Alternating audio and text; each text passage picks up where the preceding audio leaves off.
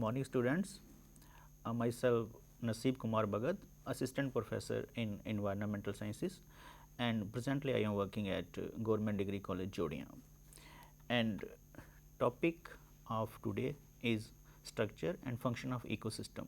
First of all, let us discuss about what is ecosystem. Ecosystem is a dynamic system in which biotic and abiotic component react and interact with each other, and both these components are essential for maintenance of the system.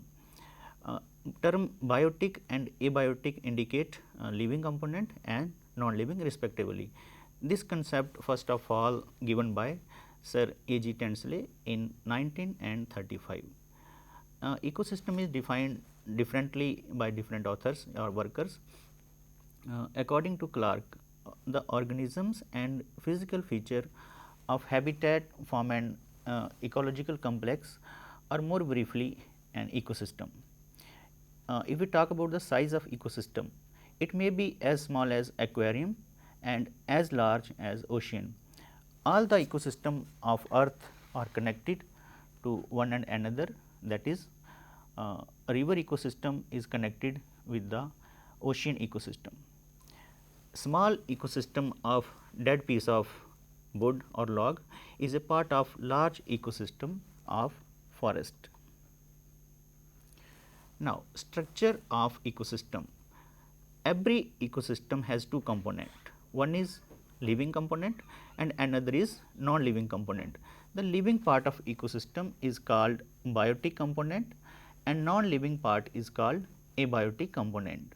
For example, in forest ecosystem, plants, animals and microorganisms will be included in biotic part, and mineral, nutrients, water, sunlight, etc. will be covered under abiotic component.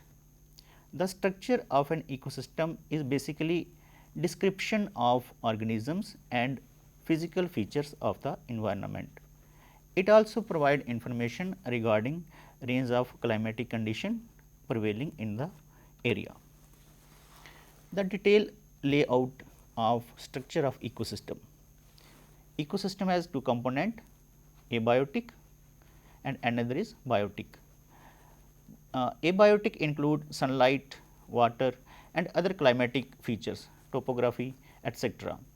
And if we talk about biotic component, it include all the living organisms, and biotic component is further divided into three groups: producers, consumers and decomposers. Producers, all the green plants or autotrophs are covered under producers, which can make their own food, and consumers are heterotrophs which cannot make their own food, but depends upon producers. Now, depending upon the type of foods, producers can be further classified herbivores, carnivores and omnivores. Herbivores mean those which depends or eats herbs or grasses or plants. Carnivores are the flesh eating animals, and omnivores which can eat both plant as well as flesh. Consumer can also be divided or classified as primary consumer, secondary consumer and tertiary consumer, depending upon their position in the food chain, first trophic level, second, third and so on. And third is decomposers. Decomposers are the small microscopic organisms which feed upon dead organic matter, and they play an important role in the recycling of nutrients. Function of ecosystem. The functional aspect of ecosystem include all the services, processes and interactions performed by organism in an ecosystem. In the ecosystem, there is transfer of energy in unidirectional way, while transfer or travelling of nutrients takes place in cyclic way through various biogeochemical cycles, for example, carbon cycle, oxygen cycle, nitrogen cycle, etc. The flow of energy is regulated or controlled by laws of thermodynamics. Now, what are the laws of thermodynamics? As you are aware that first law state that energy is neither created not destroy, but only transfer from one form to another. Second law states that no transformation of energy is 100% efficient, as some amount of energy is get dispersed or lost at each step of transformation.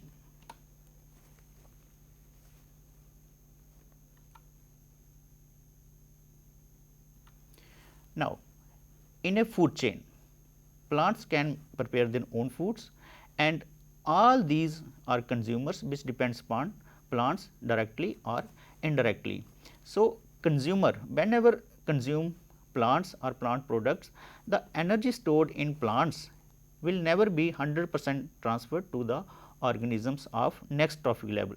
Similarly, when carnivores or organism of next trophic level consume the organisms of previous trophic level, the energy content stored in the trophic level will never be transferred to the next trophic level 100%. So, there is decrease in the content of energy. So, we can say that this is clear from the laws of thermodynamics, that each step there is loss of energy from producer to top consumer. In ecosystem, the flow of nutrient is cyclic. One thing should be very much clear, that flow of energy is always unidirectional, never cyclic, but the flow of nutrient in ecosystem is always takes place in a cyclic manner. The nutrient taken up by plant transferred to primary consumer, that is herbivore, from where it transferred to organisms of next trophic level, that is secondary consumer, and so on along the food chain. After death and decay of producers and consumer, the load of nutrient again return to the soil by the action of microorganisms. There are several biogeochemical cycles which works in nature for the recycling of nutrients and mineral. Plants, consumer, and after their death and decay, the nutrient content stored in the body of producers or consumers is returned to the environment or soil, from where these nutrients are again taken up by the producer. So, it clearly shows that the movements of nutrients in environment is in cyclic way. Thank you. So, it is all about structure of ecosystem and function of ecosystem.